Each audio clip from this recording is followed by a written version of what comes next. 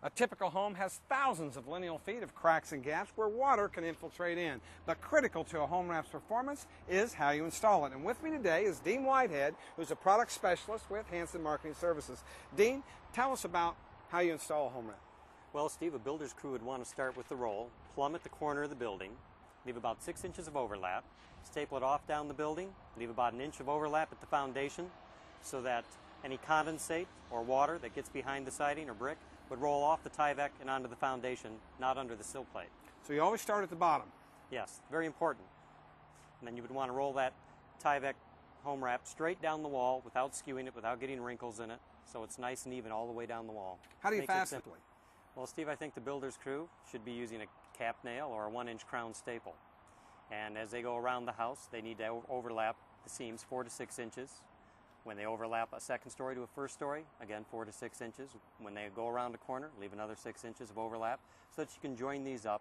You can use the Tyvek seaming tape, and then we'll have a seamless envelope around the house. So Dean, I noticed that you're taking a 2x4 and you're pushing that Tyvek flat into the corner. That's important, Steve, because when a tradesman just takes the Tyvek around the corner and makes a radius in the Tyvek in the corner, then they'd have to come back later and cut that to apply their brick or siding next to it. And that's going to cause a breach, a leak, and we'll get a water in the corner. I noticed that there's a different procedure for cutting around windows. That's true. We used to do the X cut around windows, and now we have a different method where we cut the Tyvek flush along the header of the window so that we don't tuck the Tyvek in and perhaps port water back into the wall. And then we come straight down the middle and then to the lower corners of the window.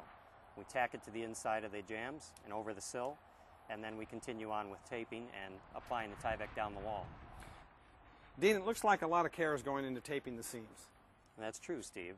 You need to take care in taping the seams because that's where a lot of water gets in. If you don't overlap the seams properly, using acrylic-based adhesive tape, that'll fuse the Tyvek to the back of the tape. We can get water in there. We can also get wind blow-off.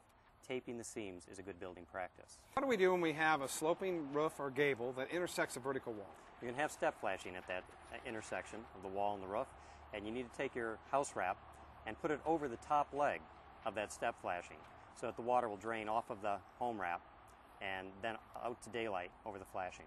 What are your recommendations regarding tilt wall construction? Well, Steve, when you frame the wall on the deck, you have to be sure that the builder's crew leaves enough Tyvek, approximately 12 inches or so, to overlap the rim joist and onto the foundation when that wall is tilted up. What are your thoughts on how you seal the building wrap to the foundation? Excellent way to do that would be with skip caulking, latex caulk along the foundation and smoothing your home wrap into that. That way it'll allow for drainage at the weeps. Okay. A good building practice would be to inspect your home wrap job after it's up. Make sure you repair any cuts, tears, any openings around hose spigots, dryer vents, anything that protrusion through the wall. Make sure you tape all seams. So Dean, what are the most common mistakes in this area? Well, things that I see in the field, Steve, not wrapping gables, not taping seams, not putting the home wrap tight into corners so that it's a problem for the next trade that comes along. You've got to overlap the foundation, you've got to get around corners, you've got to staple these things off so it doesn't blow off, and you need to tape those seams. Well, Dean, great information. You're welcome, Steve.